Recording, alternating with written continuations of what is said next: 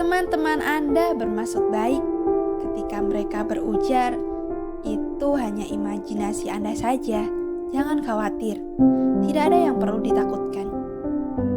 Namun, Anda dan saya, perkataan pelipur lara ini tidak pernah manjur. Pernyataan-pernyataan tadi hanya memberi kelegaan selama berapa menit atau berapa jam saja.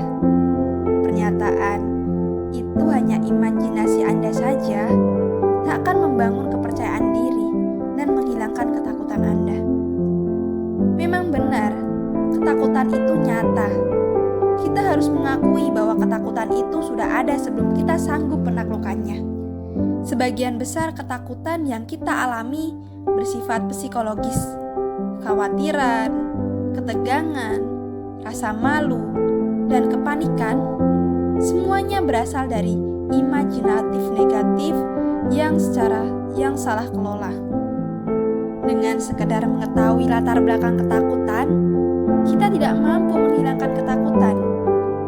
Jika seorang dokter mendapati Anda terinfeksi di berbagai bagian tubuh, dokter tak akan berhenti sampai di sana.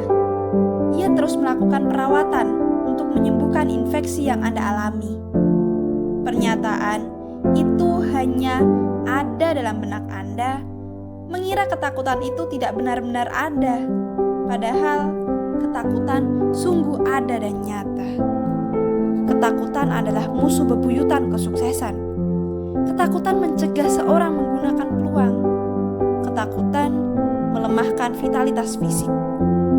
Ketakutan membuat seorang sakit, menyebabkan gangguan organ tubuh, memperpendek usia, dan ketakutan membungkam mulut Anda ketika Anda ingin bicara. Ketakutan seperti ketidakpastian, dan ketidakpastian diri menyebabkan kita masih mengalami resesi ekonomi. Ketakutan menjadi penyebab mengapa jutaan orang hanya mampu meraih sedikit prestasi dan menikmati hidup sekedarnya. Memang benar, ketakutan adalah ketakutan yang luar biasa. Bagaimanapun juga, ketakutan mencegah orang lain merengkuh keinginannya. Ketakutan dari segala jenis dan ukuran merupakan bentuk infeksi psikologis. Kita mampu menyembuhkan infeksi mental dengan cara yang sama, seperti kita mengobati infeksi tubuh, yaitu menggunakan perawatan khusus. Pertama, sebagai bagian dari persiapan pengobatan, Anda harus membiasakan diri dengan fakta bahwa kepercayaan diri dapat diraih dan dikembangkan. Anda dilahirkan tanpa kepercayaan diri. Orang yang memancarkan kepercayaan diri, orang yang mampu menaklukkan kekhawatiran, orang yang selalu tenang dimanapun dan kapanpun. Mereka semua berjuang memperoleh kepercayaan diri tersebut. Anda juga sanggup melakukannya. Bab ini akan menunjukkan caranya. Selama Perang Dunia II, Angkatan Laut Amerika Serikat memastikan seluruh calon tentara harus mampu dan mau belajar berenang. Kemampuan berenang suatu saat akan sangat berguna untuk menyelamatkan hidup di tengah laut. Calon tentara yang tidak bisa berenang dimasukkan dalam kelas berenang. Saya pernah menyaksikan sejumlah latihan ini. Geli rasanya melihat pemuda yang bertubuh sehat, tapi takut melihat kedalaman air yang dangkal. Pada salah satu latihan yang saya ingat, calon tentara harus melompat, bukan menyelam, dari papan setinggi 2 meter ke air dalam 2,5 meter atau lebih. Sementara berapa jago renang berdiri di dekatnya. Sesungguhnya pemandangan ini sangat menyedihkan. Ketakutan yang ditampakkan para pemuda ini sungguh nyata. Namun, ketakutan itu kalah ketika seorang menjatuhkan diri ke dalam air di bawahnya. Lebih dari sekali saya menyaksikan pemuda-pemuda itu tanpa sengaja melompat dari papan renang. Hasilnya, mereka sukses mengalahkan ketakutan. Kejadian yang lazim dialami oleh ribuan mantan tentara angkatan laut ini. memberi gambaran penting. Tindakan mampu menghilangkan ketakutan. Di sisi lain, kebimbangan dan penundaan akan menyuburkan ketakutan. Kini, catatlah dalam buku sukses Anda. Tindakan mampu menghilangkan ketakutan. Tindakan sungguh menghilangkan ketakutan. Beberapa bulan lalu, seorang eksekutif berusia 40-an tahun menemui saya. Ia bertanggung jawab di departemen pembelian pada sebuah perusahaan retail besar. Dengan khawatir, ia berkata, "Saya takut kehilangan pekerjaan saya. Saya merasa sedang menghitung hari-hari terakhir saya." "Mengapa?" tanya saya. Lalu ia menjawab, "Saya punya masalah. Angka penjualan di departemen saya turun sebesar 7% dibanding tahun lalu. Ini buruk sekali, karena angka penjualan toko justru naik 6%. Saya telah membuat beberapa keputusan yang keliru belakangan ini." Manajer persediaan menegur saya, karena kinerja saya tidak sejalan dengan kemajuan perusahaan. Saya merasa belum pernah merasa seperti ini. Saya kehilangan pegangan, dan itu tampak jelas pada kinerja saya. Asisten saya pun merasakannya. Para tenaga penjualan juga melihatnya. Para eksekutif lainnya pasti sadar saya sedang mengalami masa-masa sulit. Seorang eksekutif bahkan menganjurkan agar semua jajaran saya dimasukkan ke departemennya untuk mendongkrak omset. Saya putus asa dan semua orang menyaksikan saya jatuh. Eksekutif itu terus menerocos menjelaskan masalahnya. Akhirnya, saya menyelanya dan bertanya, "Kini, apa yang Anda lakukan? Apa yang Anda coba lakukan untuk menghadapi situasi ini?" "Saya rasa tidak banyak yang bisa saya perbuat, tapi saya berharap mendapat yang terbaik," jawabnya. Saya kembali bertanya, "Sejujurnya, apakah cukup jika Anda hanya berharap saja?" Sambil berhenti sejenak, tapi saya tidak memberinya kesempatan untuk menjawab. Saya bertanya lagi, "Mengapa Anda tidak bertindak untuk mendukung harapan Anda?" "Silakan lanjutkan," katanya. Nah, ada dua macam tindakan yang sesuai dengan keadaan Anda. Pertama, petang ini Anda harus memulai menaikkan angka penjualan. Anda harus menghadapinya. Pasti ada satu alasan di balik anjloknya angka penjualan Anda. Temukan itu. Mungkin Anda harus menjual barang-barang yang kurang laku dengan harga obral agar bisa membeli stok yang baru. Mungkin Anda bisa menyesuaikan rak pajangan barang di toko.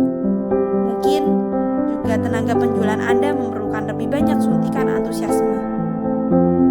Saya tidak mampu meramalkan hal yang bisa menaikkan volume penjualan Anda, tapi niscaya Anda menemukan jalan keluarnya. Anda lebih baik bicara empat mata dengan manajer persediaan. Ia mungkin ingin menyingkirkan Anda, tapi ketika Anda berbicara dan meminta nasihatnya, ia akan memberi Anda waktu untuk membereskan semuanya. Selama manajer puncak merasa Anda berpeluang menemukan solusi, mereka akan tetap mempertahankan Anda. Saya melanjutkan, curahkan perhatian pada asisten Anda. Berhentilah bertindak seperti orang yang putus asa. Tunjukkan kepada orang-orang di sekitar Anda bahwa Anda sanggup bertahan. Sinar keberanian kembali menyala di matanya. Lalu ia bertanya, "Anda tadi mengatakan ada dua tindakan yang harus saya ambil. Apakah tindakan kedua yang Anda maksud?" Anda mungkin menganggap tindakan kedua ini mirip polis asuransi. Artinya, Anda membiarkan 2 atau 3 teman kantor Anda tahu bahwa Anda mungkin mempertimbangkan tawaran dari perusahaan lain yang lebih baik dari posisi Anda saat ini, papar saya. Saya yakin posisi Anda akan aman setelah Anda mengambil tindakan-tindakan yang tepat untuk menaikkan angka penjualan. Untuk berjaga-jaga, Anda sebaiknya memiliki 1 atau 2 tawaran. Ingat, seorang yang mempunyai pekerjaan itu 10 kali lebih mudah mendapatkan pekerjaan baru dibandingkan dengan orang yang menganggur. 2 hari lalu, eksekutif ini menghubungi saya. Setelah pembicaraan kita tempo hari, saya bekerja keras. Saya membuat sejumlah gebrakan yang dimulai dengan tenaga penjualan. Saya dulu mengadakan pertemuan dengan tenaga penjualan sepekan sekali, tapi kini saya mengadakannya setiap pagi. Saya sudah sukses membuat orang-orang antusias. Saya rasa begitu mereka melihat saya bersemangat, mereka akan siap bekerja keras. Mereka menanti saya bertindak. Segala sesuatu sudah beres.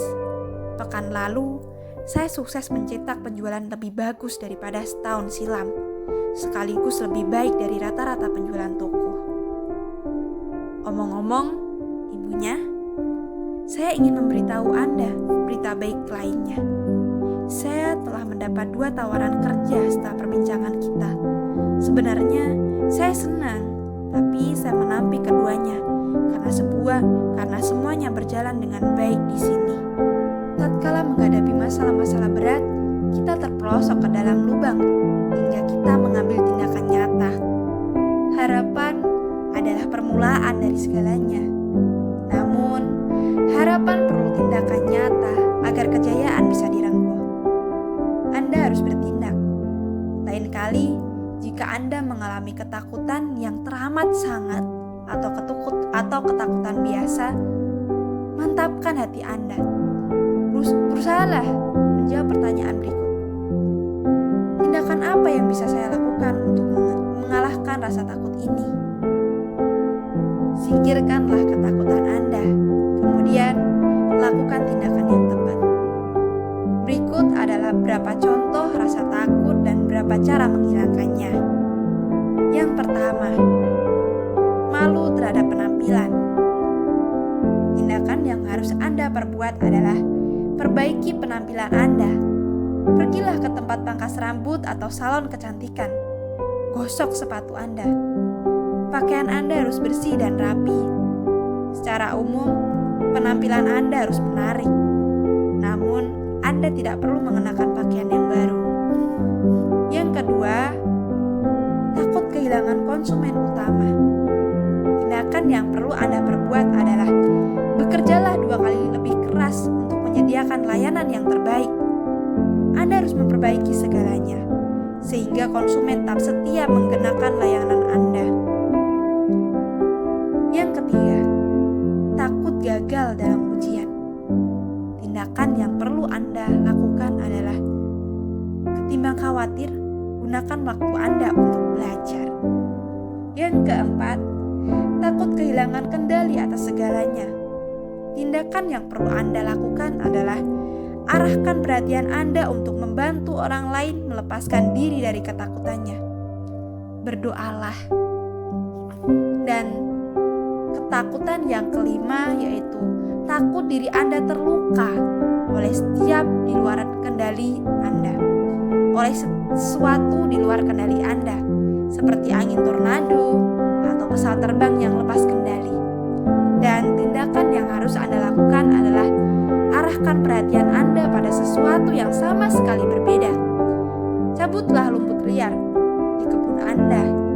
Bermainlah dengan putra-putri Anda. Pergilah menonton film di bioskop.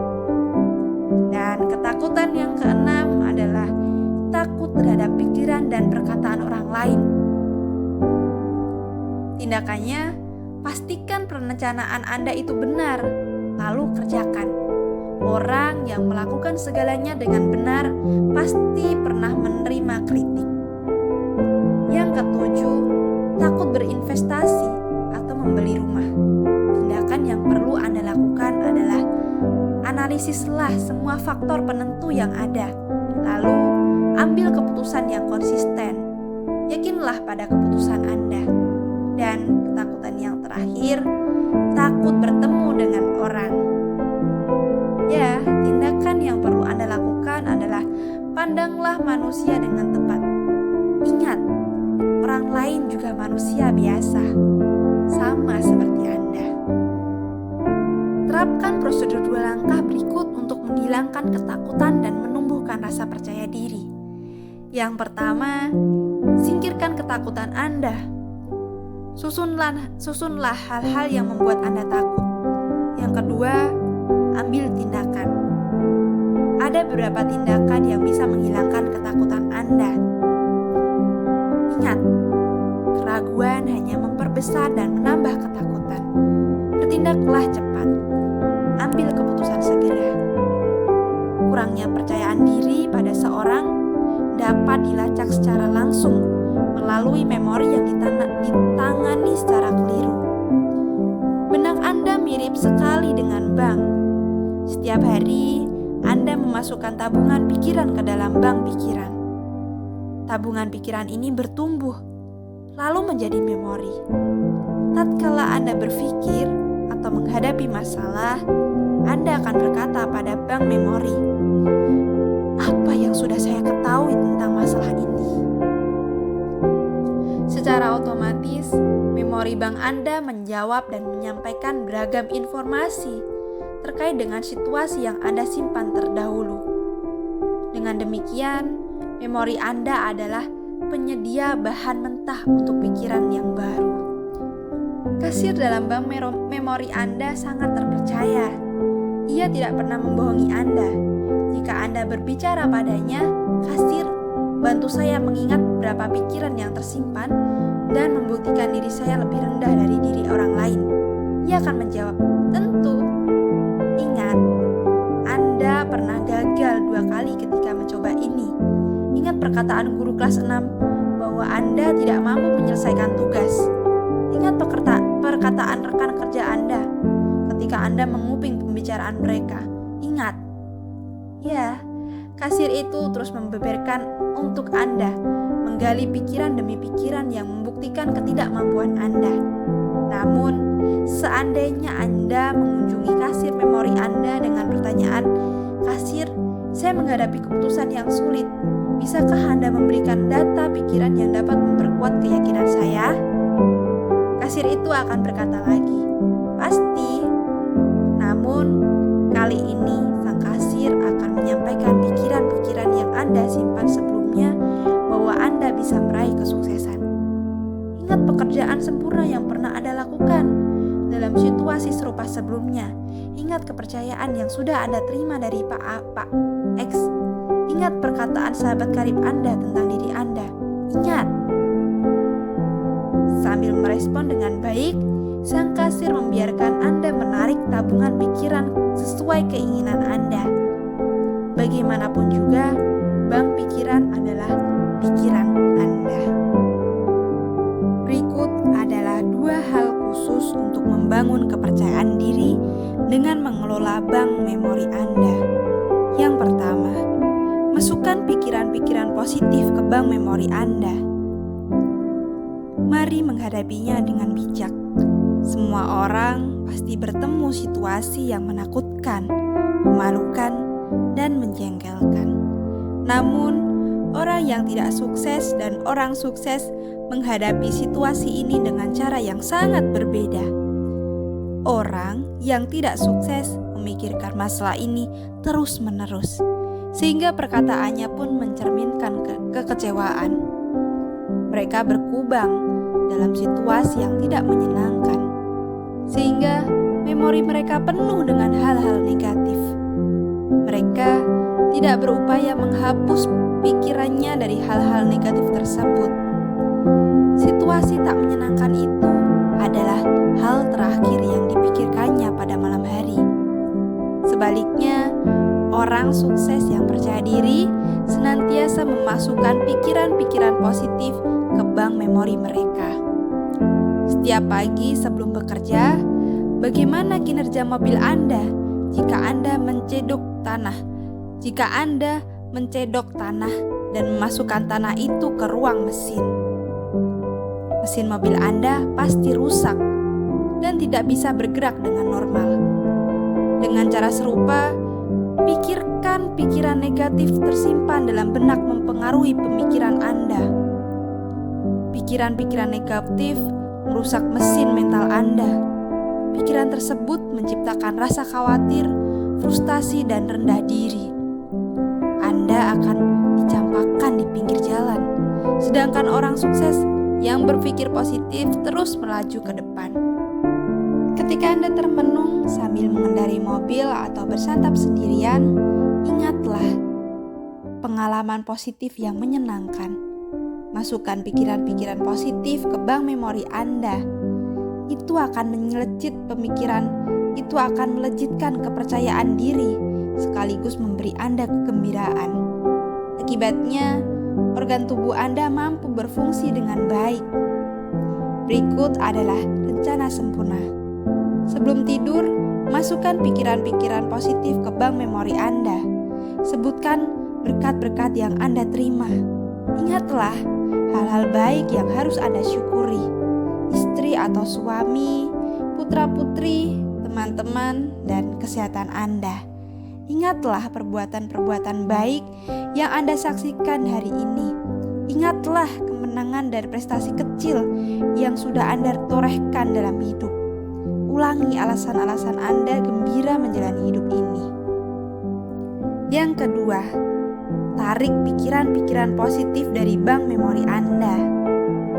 Beberapa tahun silam, saya memiliki rekanan sebuah firma konsultan psikologi di Chicago. Mereka menangani berbagai jenis kasus, tapi kebanyakan adalah masalah pernikahan dan kondisi psikologis. Semuanya terkait dengan masalah pikiran manusia. Suatu petang, saya berbincang dengan kepala firma tentang profesi dan kiat-kiat dalam membantu orang yang sulit beradaptasi dengan lingkungan sekitar. Ia berkata, "Anda tahu, layanan saya ini sebenarnya tidak perlu jika semua orang melakukan satu hal." "Apakah itu?" tanya saya dengan tidak sabar. "Sederhana saja, singkirkan pikiran-pikiran negatif sebelum pikiran itu merusak mental Anda. Kebanyakan orang yang saya bantu," tambahnya, "justru menjalankan museum horor di pikiran mereka sendiri. Contohnya, masalah dalam pernikahan terkait dengan perusak bulan madu mereka. Bulan madu yang mereka harapkan tidak memuaskan. Alih-alih mengubur memori itu, mereka justru mengungkit masalah itu berkali-kali hingga akhirnya menjadi penghalang dalam hubungan pernikahan. Mereka baru datang kemari 5 atau 10 tahun kemudian," paparnya. "Biasanya klien saya tidak menyadari letak masalahnya. Tugas saya adalah mengungkap dan menjelaskan sumber masalah mereka, serta membantunya melihat betapa sepele masalah tersebut," ujar kepala firma itu.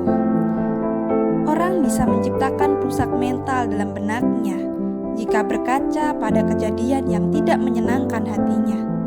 Kegagalan bisnis, putus cinta, investasi yang merugi, kekecewaan pada sikap anak remaja, semua itu adalah perusak mental yang saya bantu lenyapkan. Pikiran negatif apapun, jika dipupuk terus-menerus, dapat berkembang menjadi perusak pikiran yang nyata, sehingga Anda akan kehilangan kepercayaan diri dan terjerumus ke dalam masalah psikologis.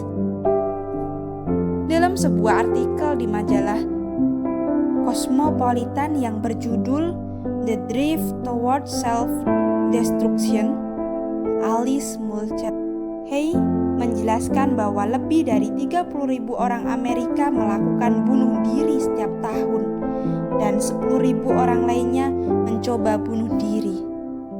Ia berkata, terdapat bukti yang mengejutkan bahwa jutaan orang lainnya melakukan bunuh diri dengan metode yang lambat dan tidak ketara. Ada pula orang yang melakukan bunuh diri secara spiritual, bukan bunuh diri fisik, dengan jalan menghina, menghukum, dan merendahkan dirinya sendiri. Teman psikolog itu mengatakan kepada saya bahwa ia menolong seorang pasiennya berhenti melakukan bunuh diri mental dan spiritual. Ia memaparkan, wanita ini berusia menjelang 40-an dan punya 2 anak. Dalam terminologi awam, wanita ini menderita depresi berat. Ia mengingat semua kejadian hidupnya sebagai pengalaman yang tidak menyenangkan. Masa-masa sekolahnya dulu, pernikahannya, masa-masa melahirkan anak, tempat kediamannya, semua memicu pikiran negatif. Ia bahkan tak mampu mengingat kejadian yang pernah membuatnya bahagia. Karena ingatan seorang di masa lalu mencerminkan apa yang dilihatnya saat ini, wanita ini hanya melihat pesimisme dan kegelapan. Ketika saya bertanya pada wanita ini, apa yang dilihatnya dalam lukisan yang saya tunjukkan, ia menjawab, sepertinya akan ada badai dahsyat malam itu. Itulah interpretasi tersuram yang pernah saya dengar tentang lukisan tersebut. Lukisan itu adalah lukisan cat minyak berukuran besar yang menggambarkan matahari mengelayut rendah di kaki langit dan pantai berbatu karang. Lukisan tersebut digambar dengan cerdik sehingga bisa ditafsirkan sebagai lukisan matahari terbit atau terbenam. Psikolog itu berkata, yang dilihat seorang dalam lukisan itu menunjukkan kepribadiannya. Sebagian besar orang mengatakan itu adalah lukisan matahari terbit. Namun, orang depresi yang mengalami gangguan mental selalu mengatakan itu lukisan matahari tenggelam. Sebagai psikolog, saya tidak mampu mengubah apa yang tertanam dalam memori seseorang. Namun, dengan kerjasama pasien, saya bisa menolong ia melihat masa lalunya dengan pikiran yang berbeda. Itulah perawatan yang saya terapkan pada wanita ini. Saya bekerja sama dengannya agar ia mampu melihat kegembiraan dan kesenangan di masa lalunya, terlepas dari kekecewaan yang dideritanya. Setelah 6 bulan bersilang, ia mulai menunjukkan kemajuan. Ketika itu, saya memberinya 3 tugas. Saya memberinya tugas khusus. Tiap hari saya meminta dirinya berpikir dan menulis 3 alasan mengapa ia harus bahagia. Pada tugas selanjutnya, setiap Kamis, saya membicarakan hasil tugas bersamanya. Saya meneruskan perawatan ini selama 3 bulan. Kemajuan sangat memuaskan. Kini wanita itu mampu beradaptasi dengan keadaannya. Ia juga berpikir positif dan bahagia seperti orang lain. Ketika wanita ini berhenti menarik pikiran-pikiran negatif dari bank memorinya, ia kembali pulih. Apapun masalah psikologis Anda, besar maupun kecil, Anda akan pulih begitu Anda berhenti menarik pikiran-pikiran negatif dari bank memori Anda. Anda justru harus menarik pikiran positif. Jangan membangun perusak mental dalam benak Anda. Jangan menarik pikiran yang tidak menyenangkan dari bank memori Anda. Ketika Anda mengingat situasi apapun, berkonsentrasilah pada pengalaman yang baik-baik saja dan lupakanlah yang buruk. Hilangkan pengalaman buruk Anda. Jika Anda masih memikirkan pikiran negatif, singkirkan itu dari benak Anda. Ada satu hal yang sangat penting dan memacu semangat. Benak Anda ingin Anda melupakan pengalaman yang tidak menyenangkan. Jika Anda bekerja sama, memori yang tidak menyenangkan perlahan akan memudar. Lantas, kasir bank memori Anda akan menyingkirkannya. Seorang psikolog periklanan terkenal, Dr. Melvin S. Hedwig, dalam komentarnya tentang kemampuan kita mengingat berujar, ketika perasaan yang timbul itu menyenangkan, suatu iklan akan berpeluang diingat. Namun, ketika perasaan yang timbul itu tidak menyenangkan, pembaca atau pendengar akan cenderung melupakan pesan iklan tersebut.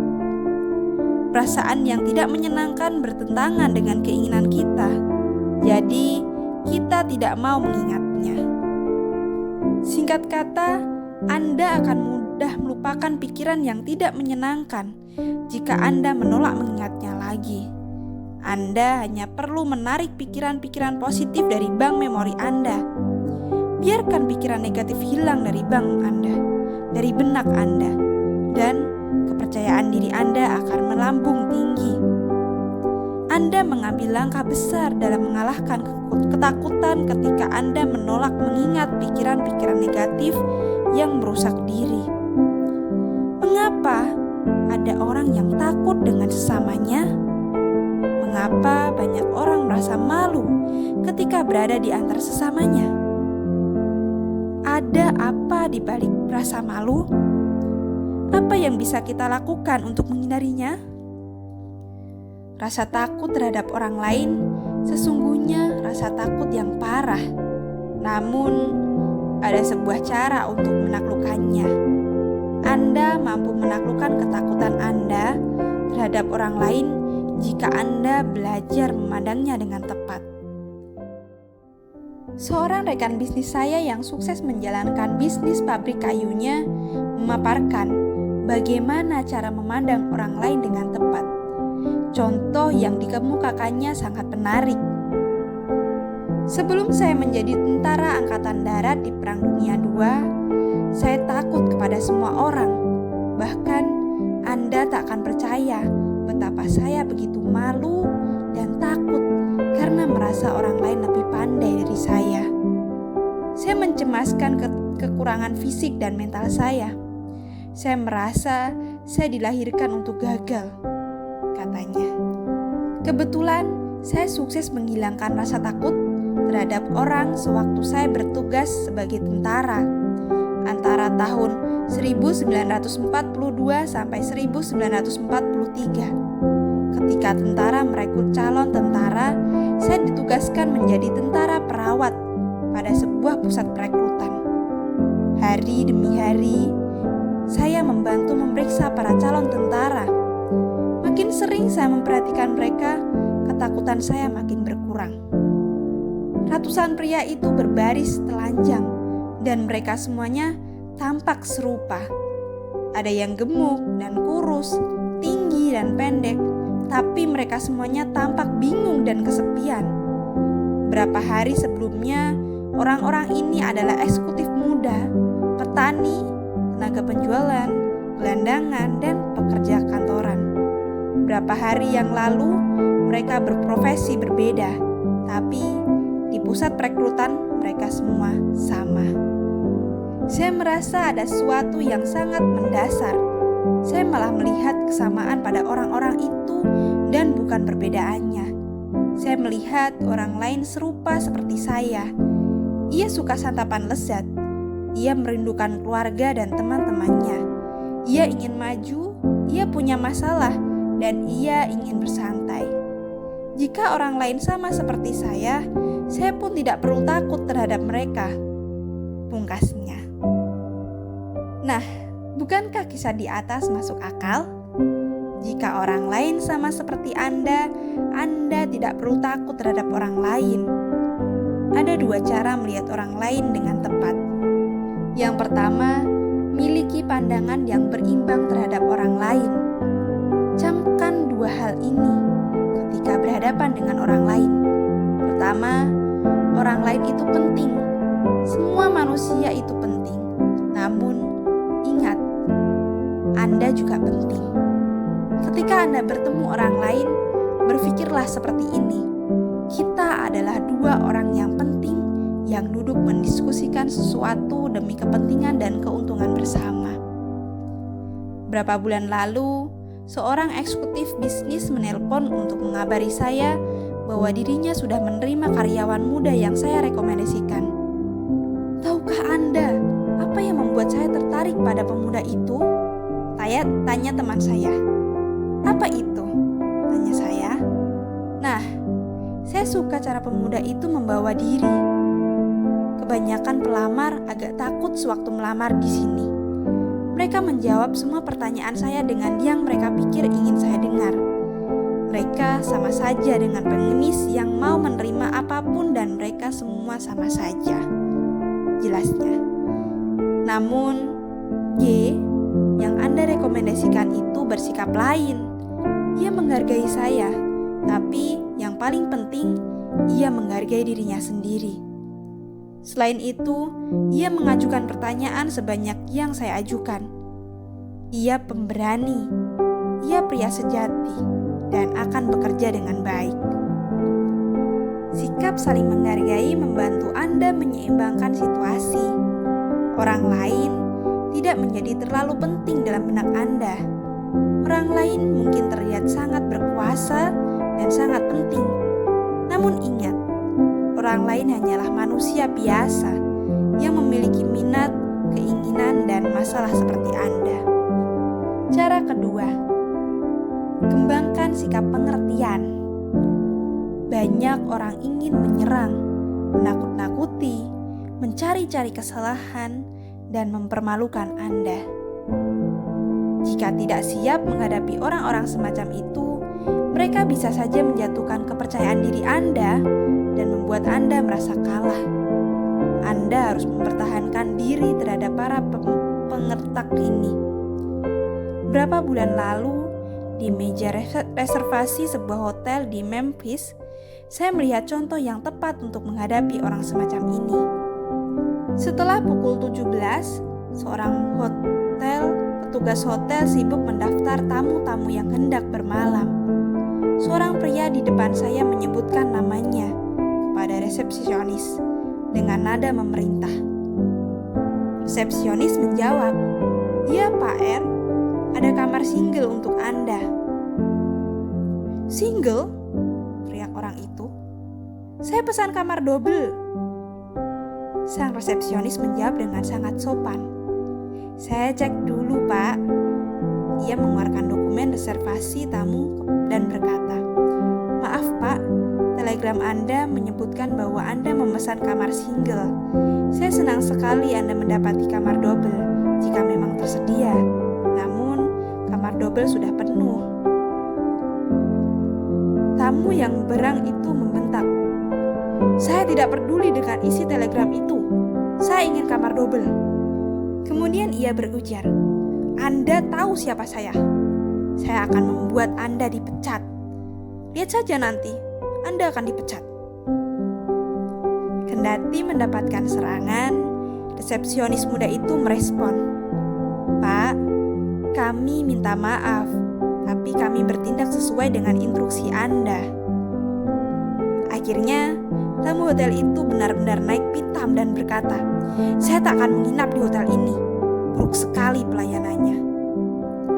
Orang itu pun melangkah pergi. Saya maju menuju meja resepsionis dan mengira sang resepsionis itu pasti marah setelah menerima caci maki calon tamu tadi. Akan tetapi, resepsionis itu menyambut saya dengan sopan. "Selamat sore, Pak." Ketika ia memproses pesanan kamar saya memujinya. "Saya sungguh kagum dengan cara Anda menahan diri barusan. Anda mampu mengendalikan emosi Anda." "Benar, Pak," katanya.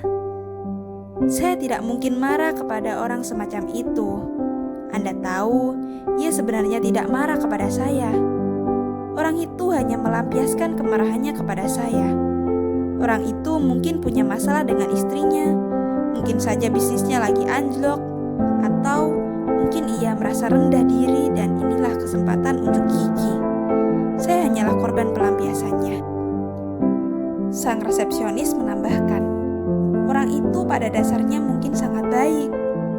Kebanyakan orang memang begitu." Sambil melangkah menuju lift, saya mengulangi perkataannya dengan keras. "Orang itu pada dasarnya mungkin sangat baik. Kebanyakan orang memang begitu." Ingatlah, dua kalimat pendek tersebut setiap kali Anda menerima kemarahan dan caci maki orang lain. Tahan emosi Anda. Cara memenangkan situasi ini adalah membiarkan orang itu marah, melampiaskan kemarahannya kepada kita, lalu lupakan. Beberapa tahun lalu, ketika memeriksa hasil ujian mahasiswa, saya menemukan hal yang sangat mengejutkan. Mahasiswa kertas ujiannya ada di tangan saya ini menunjukkan prestasi luar biasa dalam diskusi kelompok dan ujian-ujian sebelumnya. Sebenarnya, saya mengira mahasiswa inilah yang akan menjadi mahasiswa terbaik. Namun, Hasil ujiannya sangat buruk. Seperti biasanya, saya meminta sekretaris saya untuk memanggil mahasiswa itu dan memintanya datang ke ruang saya segera. Tak lama kemudian, Paul W. datang menghadap. Tampangnya kusut, seolah ia baru mengalami kejadian buruk. Setelah duduk, saya bertanya padanya, "Ada apa, Paul? Hasil ujian Anda tidak seperti yang saya harapkan." Paul bergulat dengan pikirannya sendiri sambil menatap ke bawah. Ia menjawab, "Setelah tahu Anda memergoki saya menyontek, perasaan saya hancur. Saya tidak mampu berkonsentrasi lagi. Sejujurnya, ini pertama kalinya saya menyontek di bangku kuliah. Saya ingin sekali memperoleh nilai A, jadi saya membuat contekan." Ia sangat kecewa. Kini ia tak berhenti mengutarakan isi hatinya. Saya rasa Anda akan merekomendasikan agar saya dikeluarkan dari universitas. Ada peraturan yang menyatakan bahwa mahasiswa yang kedapatan menyontek dalam bentuk apapun akan dikeluarkan. Paul menyampaikan bahwa kejadian ini akan mempermalukan keluarganya, hidupnya akan hancur, dan segala akibat lainnya. Akhirnya saya berkata, "Tunggu sebentar, tenangkan diri Anda. Biar saya jelaskan. Saya tidak memergoki Anda menyontek hingga Anda datang dan memberitahu saya. Tak pernah terbesit sedikit pun bahwa contekan itulah yang akan menjadi masalah Anda. Saya menyesal Anda melakukannya, Paul." Saya lalu melanjutkannya. "Katakan kepada saya, apa yang ingin Anda peroleh dari pengalaman kuliah?" Kini Paul sudah agak tenang. Setelah berhenti sejenak, ia menjawab, "Ya, dokter, saya pikir tujuan utama saya adalah belajar mengarungi kehidupan. Tapi saya merasa gagal. Kita belajar dengan cara yang berbeda," kata saya.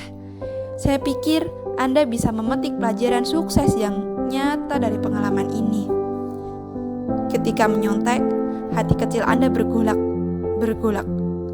Anda merasa bersalah, sehingga kepercayaan diri Anda hancur. Seperti yang Anda katakan tadi, perasaan Anda hancur. Kebanyakan masalah benar dan salah itu dipandang dari sudut pandang religius. Nah, pahamilah, di sini saya tidak menguliahi Anda untuk menjelaskan arti benar dan salah. Mari kita lihat dari segi praktisnya, sehingga melakukan sesuatu yang berlawanan dengan hati kecil Anda akan merasa bersalah. Perasaan bersalah ini akan mengganggu proses berpikir Anda. Anda tak mampu berpikir jernih karena pikiran Anda selalu bertanya, apakah saya akan ketahuan?"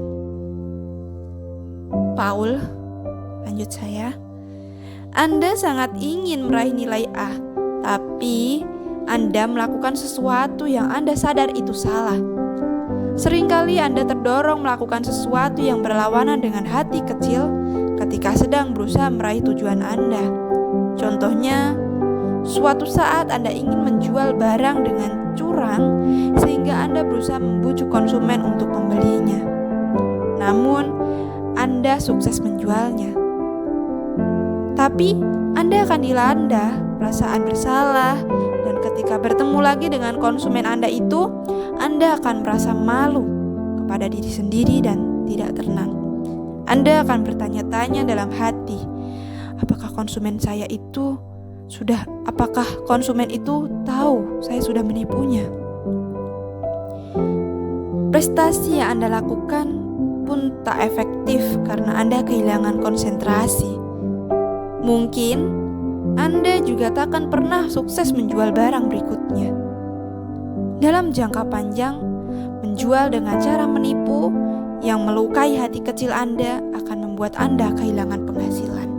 Saya melanjutkan dan menjelaskan bagaimana seorang pebisnis kehilangan pegangan karena takut istrinya akan menguak perselingkuhannya dengan wanita lain. Pertanyaan, apakah istri saya akan tahu? Apakah istri saya akan tahu? selalu terngiang di benak pria itu, sampai dirinya tidak mampu mengerjakan tugas di kantor maupun di rumah. Saya mengingatkan Paul bahwa banyak penjahat berhasil tertangkap, bukan karena banyak petunjuk mengarah pada perbuatan mereka, melainkan karena mereka merasa bersalah dan malu kepada dirinya sendiri. Perasaan bersalah mengakibatkan mereka dicurigai. Hati kecil kita selalu ingin kita berpikir dan berbuat benar. Ketika kita berbuat berlawanan dengan keinginan itu, kita menumbuhkan kanker dalam hati kecil kita. Kanker itu terus bertumbuh dengan menggerogoti kepercayaan diri kita. Jangan berbuat apapun yang menyebabkan Anda bertanya pada diri sendiri, apakah saya akan ketahuan? Apakah mereka akan tahu? Haruskah saya lari dari masalah ini? Jangan pernah mencoba meraih nilai A jika Anda harus melukai hati kecil Anda. Saya senang sekali Paul memahami nasihat saya. Ia belajar nilai praktis kebenaran.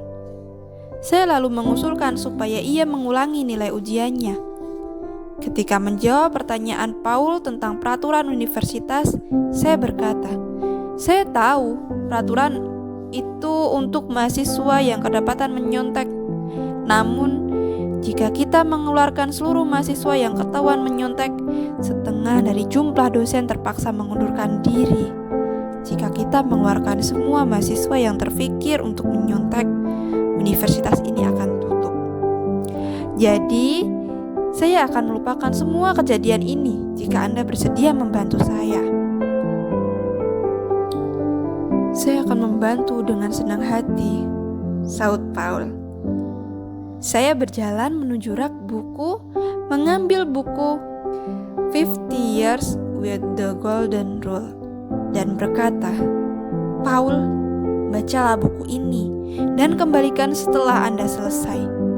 Perhatikan kata-kata Jesse Penney bahwa dirinya menjadi salah satu orang terkaya di Amerika karena melakukan kebenaran.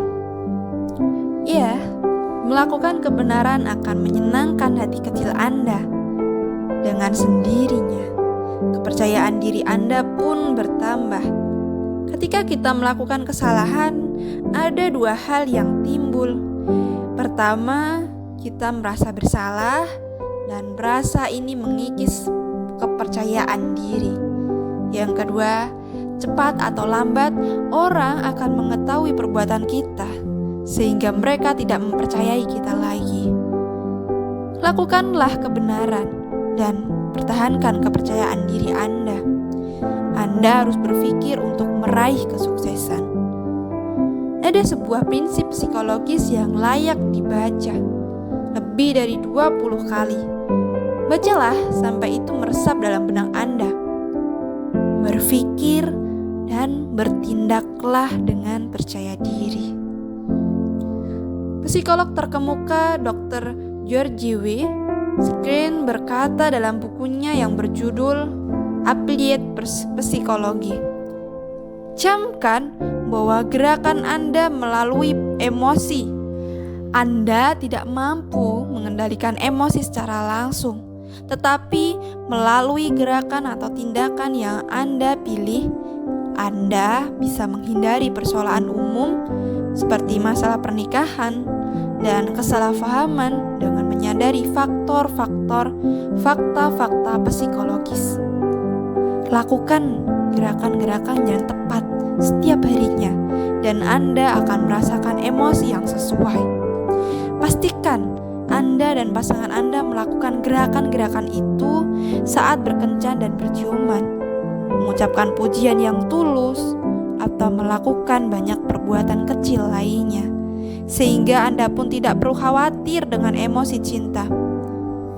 Untuk jangka waktu yang lama, Anda sanggup berbuat setia karena merasa setia. Para psikolog mengutarakan kita mampu mengubah sikap dengan mengubah perilaku fisik kita.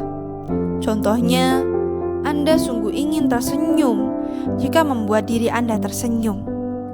Anda merasa tinggi ketika berdiri tegak dan tidak membungkuk. Pada sisi negatif, cemburutlah dan perhatikan apakah Anda tidak ingin lebih cemberut lagi. Anda bisa dengan mudah membuktikan bahwa gerakan teratur dapat mengubah emosi. Orang yang malu memperkenalkan diri mampu menghilangkan ketakutannya dengan melakukan 3 tindakan sederhana berikut secara serentak. Pertama, raihlah tangan orang yang hendak Anda ajak bicara dengan genggaman yang hangat. Kedua, pandanglah mata orang itu. Yang ketiga, katakan, "Saya sangat senang berkenalan dengan Anda." 3 tindakan sederhana tersebut otomatis menghilangkan rasa malu seketika. Seketika itu juga, tindakan yang dilakukan dengan penuh percaya diri akan berbuah pikiran yang percaya diri pula. Jadi, berpikir dan bertindaklah dengan percaya diri. Lakukan sesuai keinginan Anda. Dan berikut ini ada 5 latihan membangun kepercayaan diri. Bacalah pedoman-pedoman ini dengan hati-hati, kemudian praktikkan dan bangunlah kepercayaan diri Anda. Yang pertama, duduk di baris paling depan. Pernahkah Anda perhatikan mengapa tempat duduk paling belakang di gereja, ruang kelas, dan pertemuan lainnya selalu penuh? Kebanyakan orang berusaha duduk di baris paling belakang supaya tidak mencolok. Dan alasan dibalik ketakutan mereka adalah mereka kurang percaya diri. Duduk di baris depan akan membentuk kepercayaan diri Anda. Praktikanlah. Mulai saat ini, sebisa mungkin pilihlah baris terdepan. Tentu, Anda mungkin terlihat sedikit mencolok, tapi ingat bahwa kesuksesan itu harus mencolok mata. Yang kedua, lakukan kontak mata. Tatapan mata seseorang bercerita banyak tentang dirinya. Secara naluriah, Anda akan bertanya-tanya bila orang yang akan Anda ajak bicara tidak menatap mata Anda, apa yang disembunyikan orang ini? Apa yang ditakutkannya? Apakah ia sedang berusaha menipu saya? Apakah ia sedang menyembunyikan sesuatu? Ya, biasanya orang gagal melakukan kontak mata karena 1 dari 2 alasan berikut. Orang itu mungkin menyiratkan, "Saya merasa lemah di samping Anda. Saya merasa rendah diri di hadapan Anda. Saya takut kepada Anda." Atau orang itu mungkin menyiratkan, "Saya merasa bersalah. Saya melakukan atau memikirkan sesuatu yang ingin saya sembunyikan dari Anda. Saya takut menatap mata Anda karena Anda mengetahui tentang saya." Anda meremehkan diri Anda ketika menghindari kontak mata. Anda berkata, "Saya takut, saya kurang percaya diri." Singkirkan ketakutan Anda dan menatap mata orang yang Anda ajak bicara. Jika Anda menatap mata lawan bicara, tatapan Anda menyiratkan, "Saya jujur dan tulus. Saya yakin akan perkataan saya kepada Anda. Saya berani, saya percaya diri." Biarkan mata Anda bekerja untuk Anda. Tatap langsung mata lawan bicara Anda, kepercayaan diri Anda pun akan meningkat. Yang ketiga, melangkah lebih cepat dari biasanya. Ketika masih muda, saya senang sekali pergi ke balai kota.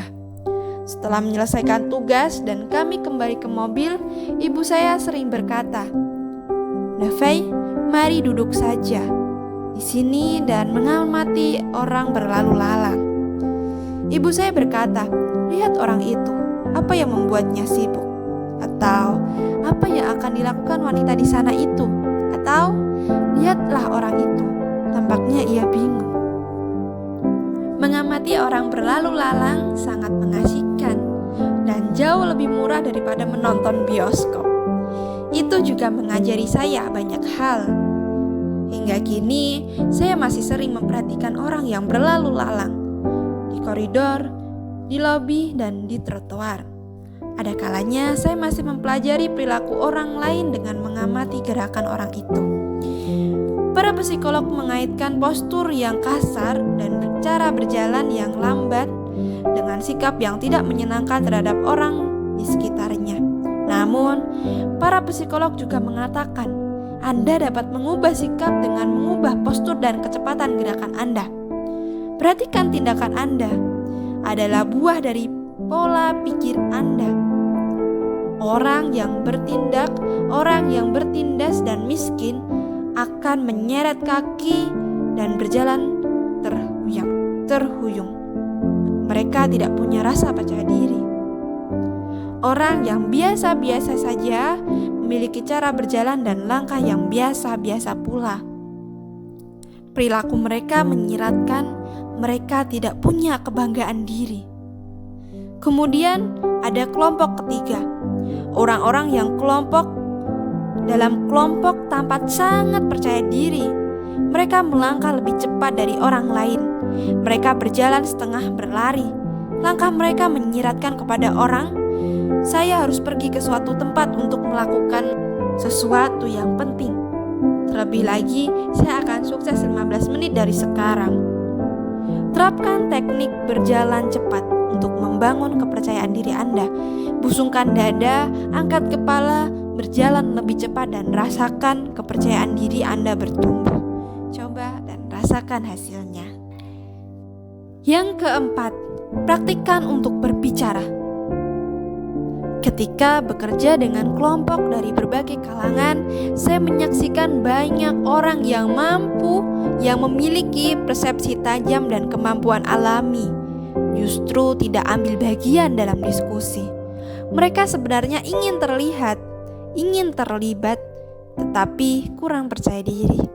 Orang yang kurang percaya diri berpikir, pendapat saya mungkin tidak berguna jika berbicara. Saya akan tampak bodoh, saya tak akan berkata apa-apa. Selain itu, orang lain dalam kelompok mungkin tahu diri saya ini. Saya tak ingin orang lain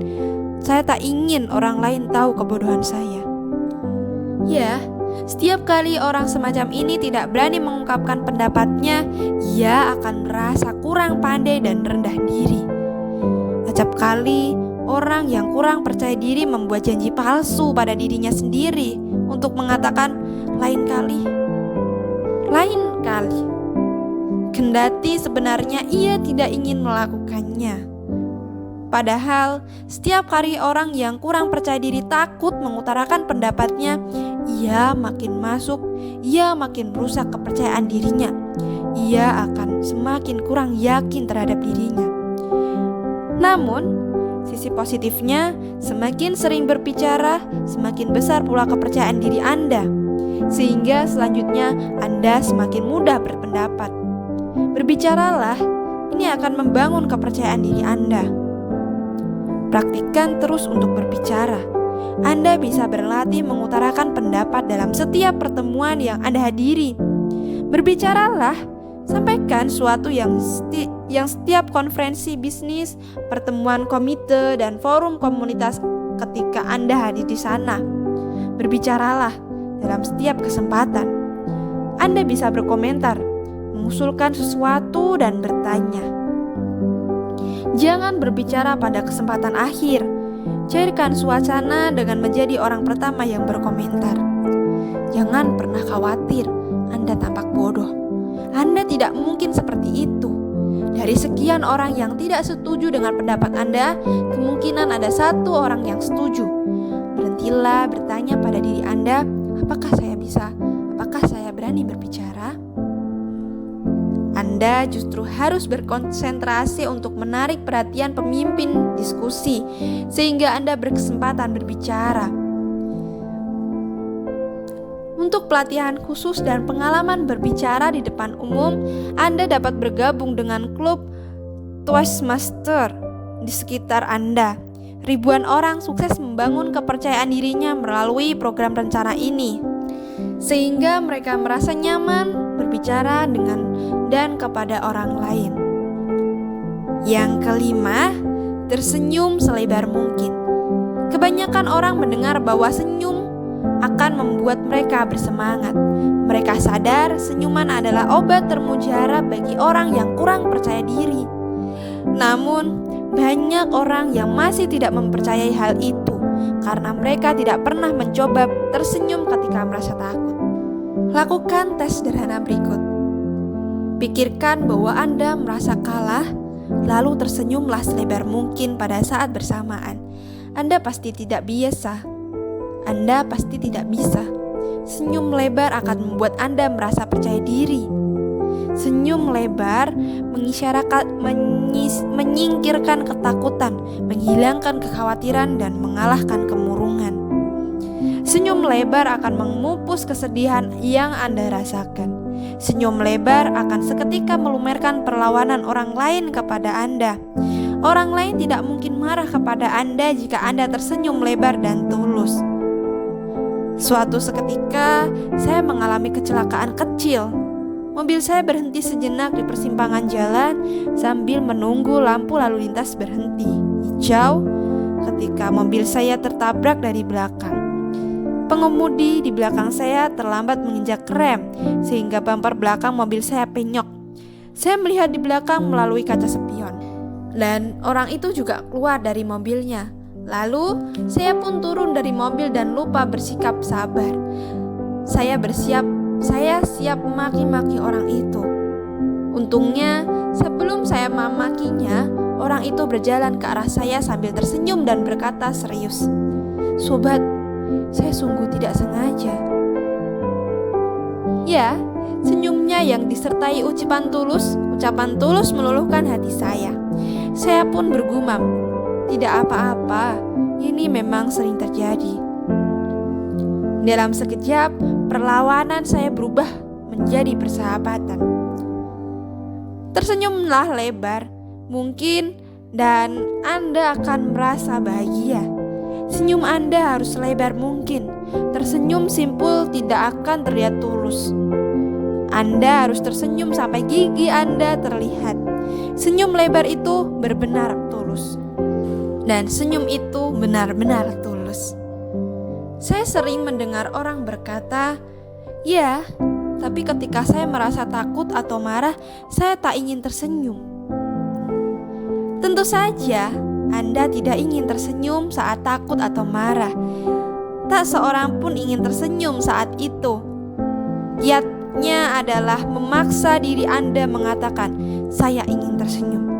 Maka tersenyumlah. Manfaatkan kekuatan senyuman. Lakukan 5 prosedur di bawah ini. Yang pertama, tindakan akan menghilangkan ketakutan. Singkirkan ketakutan Anda dan lakukan tindakan yang bersifat membangun. Bertopang dagu, tidak berbuat apa-apa, akan memperteguh ketakutan dan menghancurkan kepercayaan diri Anda. Yang kedua, masukkan pikiran-pikiran positif ke bank memori Anda. Jangan biarkan pikiran-pikiran negatif yang merusak diri bertumbuh menjadi perusak mental. Anda harus menghindari mengingat kejadian atau situasi yang tidak menyenangkan. Yang ketiga, pandang manusia dengan tepat. Ingat, manusia itu sangat serupa satu sama lainnya. Pandanglah orang lain dengan berimbang. Orang lain itu sama seperti sesamanya. Dan kembangkan sikap saling memahami. Banyak orang akan berkata pedas kepada Anda, tapi jarang sekali ada orang yang sungguh menyerang Anda secara fisik. Yang keempat, lakukan yang dibisikkan hati kecil Anda. Hal ini akan mencegah berkembang rasa bersalah yang meracuni pikiran Anda. Melakukan tindakan yang benar adalah aturan psikis bagi kesuksesan. Ya, melakukan tindakan yang benar adalah aturan praktis bagi kesuksesan. Yang kelima, katakan kalimat berikut tentang Anda. Saya percaya diri, saya sungguh percaya diri.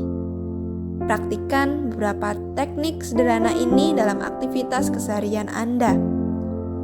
Duduk di baris paling depan, lakukan kontak mata, berlangkahlah lebih cepat dari biasanya, berlatih bicara dan mengutarakan pendapat, dan tersenyumlah selebar mungkin.